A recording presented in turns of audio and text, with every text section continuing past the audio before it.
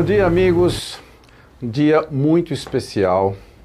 Depois aí de quase mais de ano e meio, uma interrupção forçada, nós estamos celebrando a volta desse encontro que a gente sentiu tanta falta de poder estar com os nossos grandes amigos, os grandes luthiers, os grandes violonistas. E para essa retomada, a gente pensou numa coisa assim muito especial, com duas grandes figuras, um grande luthier, que tem uma história muito interessante, um trabalho incrível, e um dos maiores violonistas do Brasil, um mestre, que vai ser a grande surpresa desse programa. Vocês vão, acho que, gostar muito dessa surpresa. Muita gente já conhece, ele já tem uma longa jornada aí de bons 25 anos, eu o conheço já há bons 25 anos, mas para os que não conhecem, eu queria apresentar o José Valderrama, mais conhecido como Valderrama.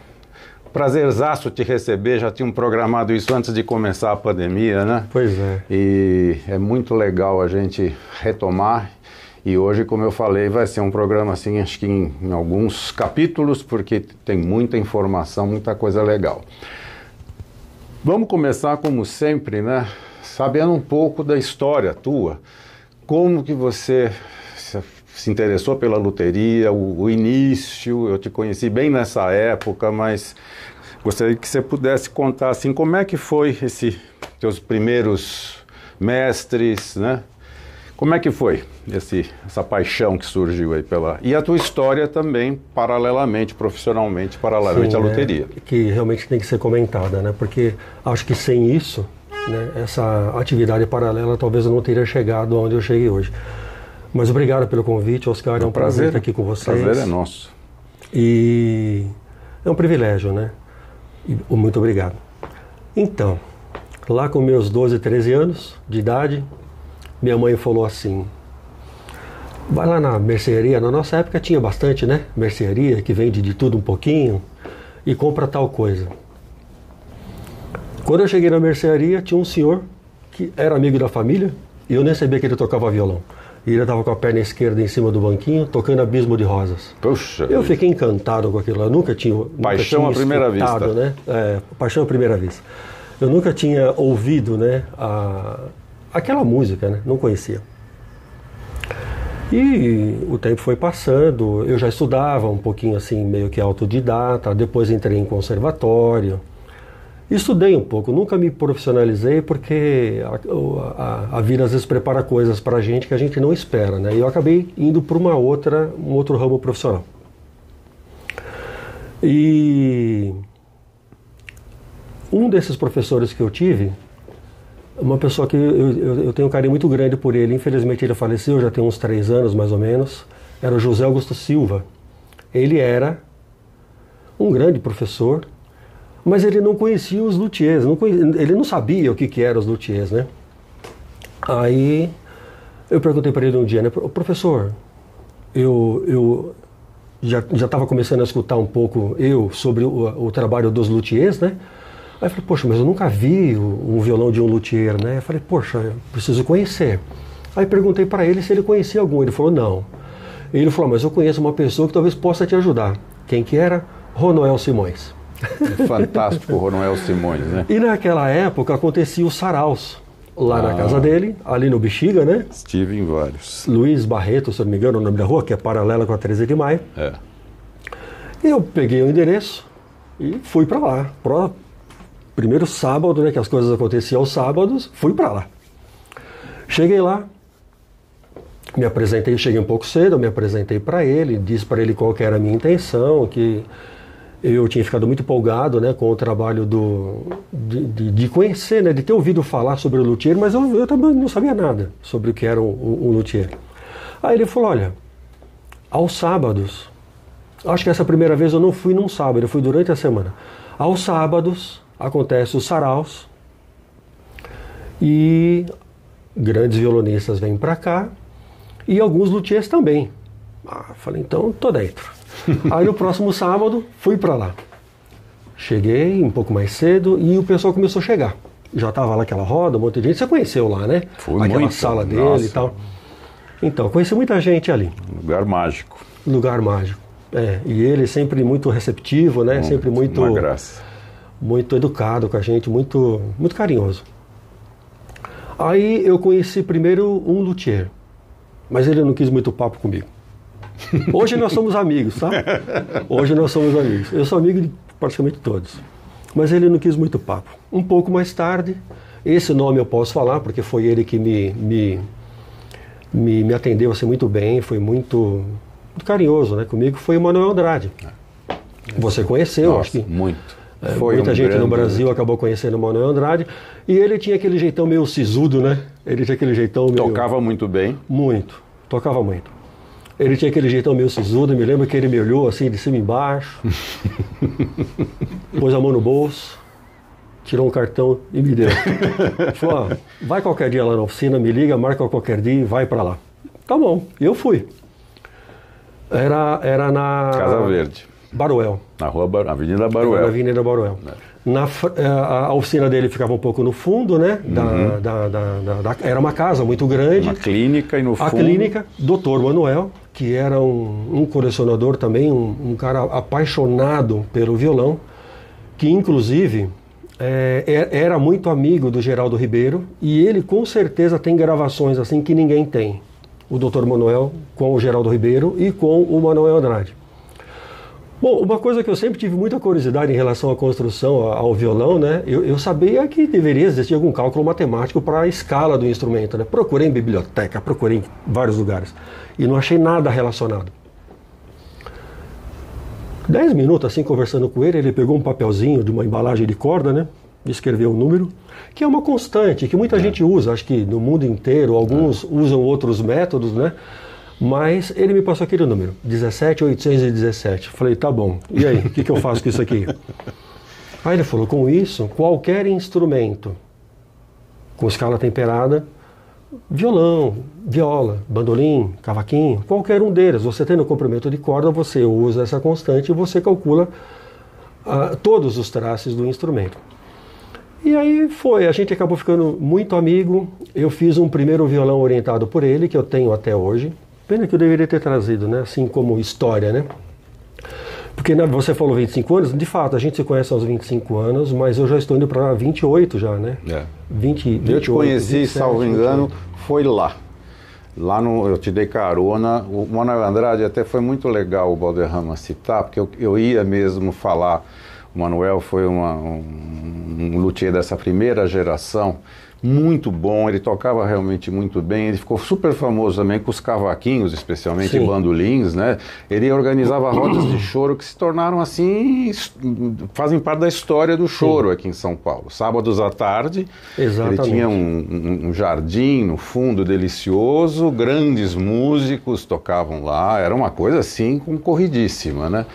E você ficou muito amigo dele, o Manuel infelizmente faleceu há alguns anos, morreu jovem, uma perda lastimável. Ele tinha uma coisa só que eu achava muito legal, eu convivi bastante com ele também, e ele estava sempre nos recitais, também aqui no MASP, nos assistindo e tal. E eu falava, Manuel, qual o preço do seu violão? Que era muito bom o violão dele, né? Numa época que ainda meio início da luteria, né, Valderrama? Ele falou assim, eu só sei quando ele fica pronto. Quando ele fica pronto é que eu vou ver. Se ele for muito bom, aí vai custar tanto. Mas às vezes eu faço tudo e achando que vai ficar ótimo, e ele não fica tão bom, então eu vendo mais barato. Eu achei muito legal essa coerente, né? Coerente para burro, né? Então coerente. Foi realmente, acho que um início legal. Foi. Eu na época, eu acho que eu não tinha carro na época, então era um transtorno, né? Porque eu já estava construindo a minha casa, aqui eu moro hoje. Em Santo André, né? Em Santo André. E ele lá na Baruel, longe pra caramba, né? Acho que era 3 ônibus para ir, 3 para voltar. Mas foi muito bacana, foi tudo muito gratificante. Eu não lembro exatamente, mas foi de 6 a 8 meses, porque eu só ia de sábado. Nessa época eu já estava na GM, né? E foi Você teve, é importante, acho que essa informação desse teu tempo na General Motors, né? Você fez um curso, você era ferramenteiro, você trabalhou há muitos anos. Exato. Né? Eu acabei pulando um pouquinho, né? A história foi mais ou menos assim. foi muito interessante. Eu tinha muito amigo meu, né? E o pai dele trabalhava na Antártica, companhia de bebida Antártica, que era na Presidente Wilson, né? E hoje só está o prédio lá. E ele falou, olha, meu pai me falou que vai ter abertura lá das inscrições do Senai. Eu estava de 13 para 14 anos, né? De 13 para 14 anos. Mas vamos lá. Eu sempre gostei muito dessa área de mecânica, tudo, mexer, fuçar, né? Aí fomos lá. Fomos no Senai para fazer a inscrição. E foi uma coisa triste, porque eu acabei passando e ele não. E o pai dele, que era o cara que indicou a gente, né, lá para o Senai, eu passei, ele não. Minha vida profissional acabou tomando um rumo aí. Eu não sabia muito bem o que eu iria fazer ainda, né? Mas como eu já era ligado nisso, eu fiz um primeiro curso no Senai, que demorou 2 anos, tempo integral. E em seguida eu fiz um outro que foi a fermentaria voltada a peças plásticas, a moldes plásticos, né? E foi daí que eu trabalhei em 2 ou 3 empresas. A GM foi a minha quarta empresa. Terceira empresa, na verdade. A GM foi a minha terceira empresa. E eu fiquei 18 anos lá dentro. Puxa. E uma coisa que foi muito interessante, eu entrei de fato na fermentaria, sempre voltado a peças plásticas, né? E aprendi muita coisa, inclusive um software que a GM usa no mundo inteiro para modelar tudo que acontece dentro das montadoras, a nível de engenharia, passa por esse software, né? E eu acabei aprendendo, e tenho ele até hoje no meu computador, muitas coisas que vocês vão ver aqui ainda nessa apresentação acabou vindo de lá, né? E foi muito interessante. Então, eu sempre eu gostava muito do que eu fazia, né? E tinha uma habilidade manual. A fermentaria de moldes plásticos é uma coisa muito interessante porque é como se fosse uma forma de bolo, trocando em miúdos, né? Só que peças muito complexas, né? Então, essa forma ela tem que ficar muito bem feita em todos os sentidos, porque não tem como você fazer de novo, ela já tem que sair boa na primeira vez. Então, é todo um cuidado que tem que ter. De precisão. Né? Muita precisão, acabamento, estética, conhecer medida, né? Algumas máquinas também, né? Operatrizes na época. Hoje não, já de muitos anos para cá, o parque industrial, as máquinas evoluíram muito, né? Então hoje as máquinas CNC que fazem trabalhos assim, só vendo, sabe? Tem algumas coisas que eu falo, pô, é incrível, né? E, modernizou muito. E eu venho desse mundo, mas sempre apaixonado pelo violão, né? Na minha cabeça... Foi no caminho, eu toquei em violões seus dos anos 90, outros violões, sempre já violões de muito boa qualidade, depois no início dos anos 2000, que você foi evoluindo paralelamente com o teu trabalho na GM, na construção de violão, né? Eu acho que é bastante modéstia a tua e eu agradeço, mas eu sempre procurei fazer bons violões, esteticamente, violões que seja bonito, né? E aí vai entrar um assunto que nós vamos falar depois, que eu vim saber sobre isso por causa do Vlamir, que com certeza a gente vai acabar falando um pouquinho depois, das proporções áureas, porque tem tudo a ver com o instrumento, né? Tudo a ver, é uma coisa muito interessante. Mas nós vamos falar disso um pouquinho para frente. Acho que até um gancho, só um ganchinho, já que ele citou o Vlamir, uma coisa assim que sempre me chamou a atenção no Valderrama, comparando com outros luthiers do violão que vão se aprofundando no trabalho, mas muito dentro do mundo do violão. E ele sempre teve... O Vlamir Ramos é um luthier muito importante de violino, hoje ele já é professor no Conservatório de Tatuí, que tem escola de luteria lá, um professor muito importante. E eles se conheceram na minha casa há muitos anos. Exatamente. Salvo engano, acho que foi em 1996. E foi assim uma coisa, vocês começaram a conversar e dias depois vocês saíram de lá de casa amigos e você já foi para Tatuí conhecer, né? Quer dizer, você acho que também acabou trazendo, você teve também depois outros luthiers do mundo do violino que você também se aproximou e você acho que também pôde trazer isso para o teu trabalho com violão, correto? Correto. E tem uma explicação muito lógica para isso. Por quê? O violino, quando a gente olha a forma que o violino tem hoje, o violino, a viola e o cello, principalmente esses, né? Essa forma que eles têm até hoje, ela foi definida lá para os anos 1500, 1530 no máximo. Já tentaram várias coisas, já modernizaram, já pensaram em N coisas, mas ele sempre acaba dando o braço a torcer que aquilo que desenvolveram naquela época só pode ser uma coisa divina, porque não tem muito como explicar, porque até hoje ele tem exatamente a mesma forma. E sabendo disso, eu acabei me espelhando muito. Eu sempre gostei muito do som do cello, sempre gostei muito daquele som mais grave, bonito. E eu fui indo atrás de algumas particularidades. Eu costumo falar que o Vladimir é uma enciclopédia ambulante, nossa, né? Porque tudo que você pergunta para ele, a resposta está na ponta da língua, mas assim, muito clara, muito definida, né? Realmente. Muito objetiva. Então eu fiquei pensando, poxa, não é o meu instrumento, né? Mas é um instrumento que já foi muito estudado e até hoje ele é muito estudado, né? E algumas coisas eu fui trazendo realmente para a construção do violão. Um cello, ele tem uma espessura da lateral de 1,6, acho que no máximo isso.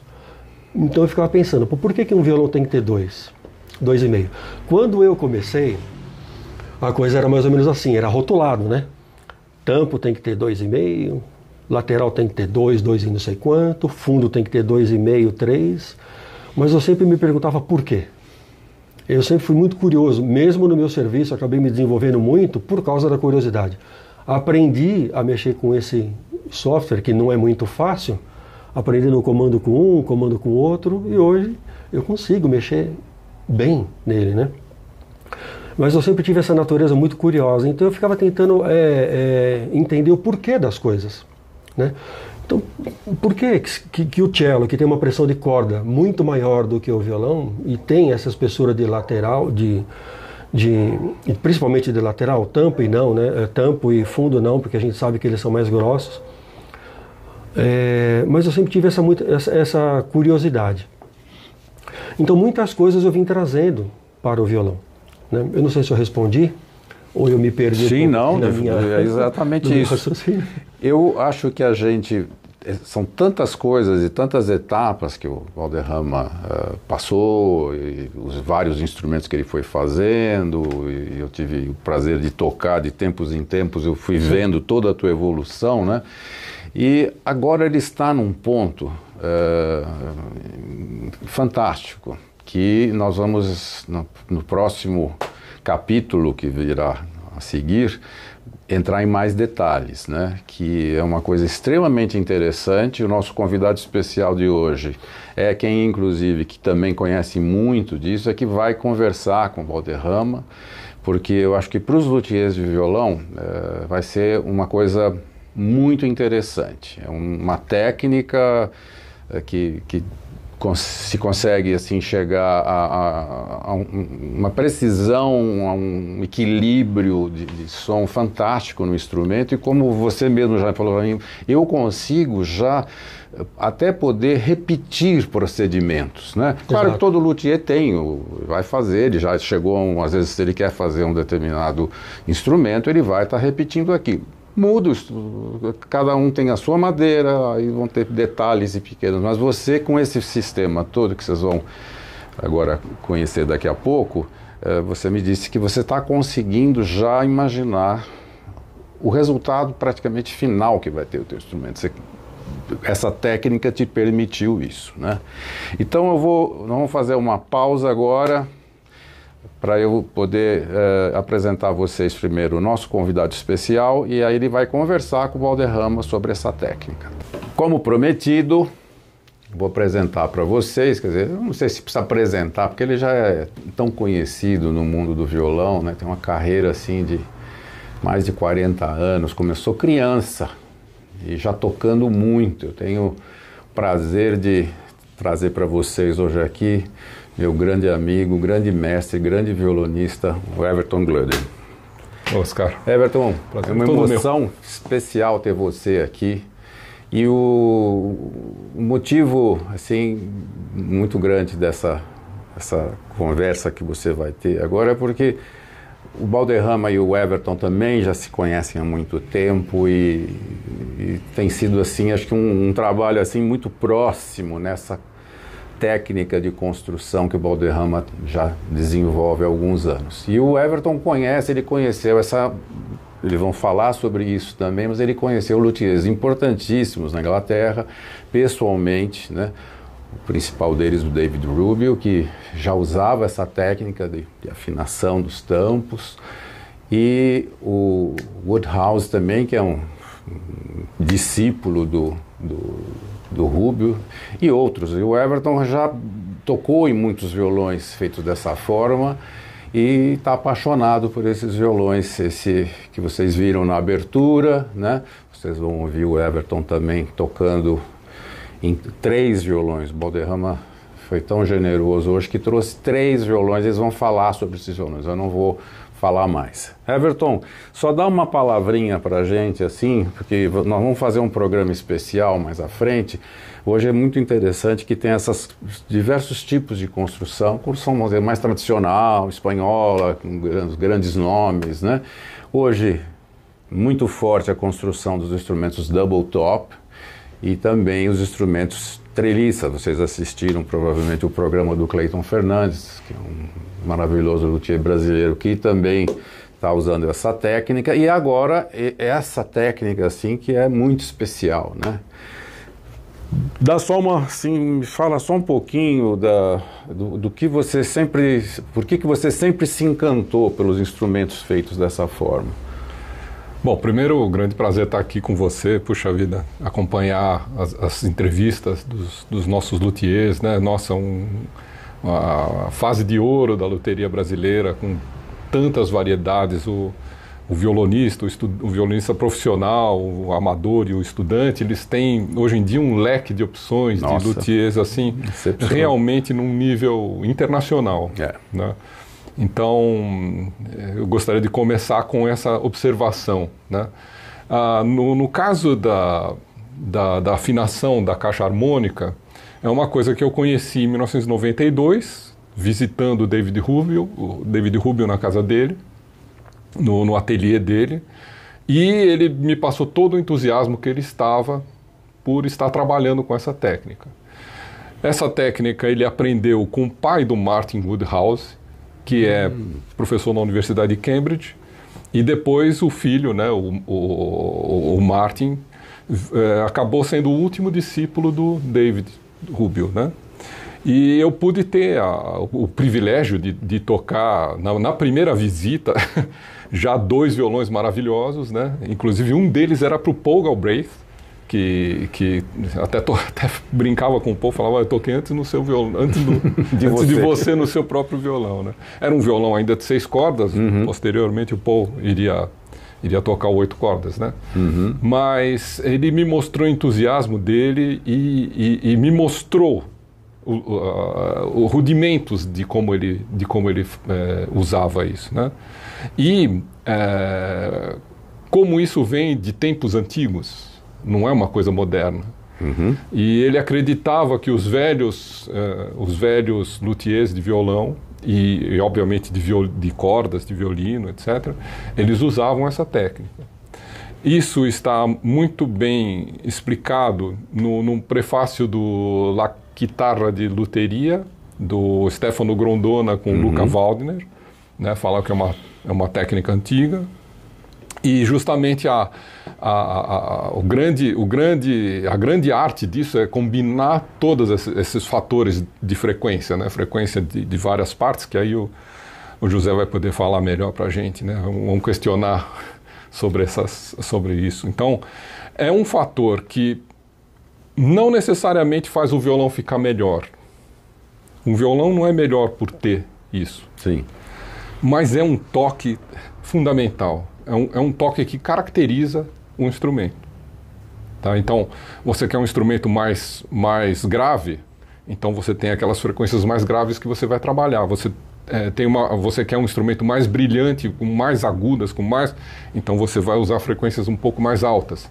Então, o luthier tendo essa ferramenta à mão é muito importante, sabe? Ele vai agradar o freguês e é muito melhor. Ele vai conseguir chegar no instrumento copiado com muito mais, especialmente no lance da característica do instrumento. E essa técnica, Everton, vocês acho que vão falar nisso daqui a pouco, né, mais detalhadamente, mas o início dessa história veio com o físico alemão Ernst Chladni, né, que se tornou assim um nome importantíssimo na acústica, né, que no final do século XVIII ele realmente fez pesquisas e pesquisas e pesquisas, inclusive construiu vários instrumentos diferentes, tal. Ele criou assim novos parâmetros, né? Novos padrões para que depois foram sendo aproveitados especialmente agora na luteria. Foi ele o start assim do. Eu acredito que sempre teve isso. Ele talvez tenha sido o cara que botou no papel, escreveu e etc. Né? Explicou isso. Explicou, assim. E eu não posso dizer, porque não sou especialista nesse lance da história da luteria, especialmente dos instrumentos friccionados, né? Instrumentos de arco. Né? Mas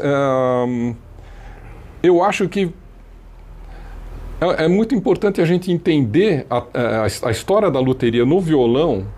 Por exemplo, por que os instrumentos até metade do século XX, por exemplo, eram graves, eram todos graves. Todos tinham frequências Mi bemol, até Ré.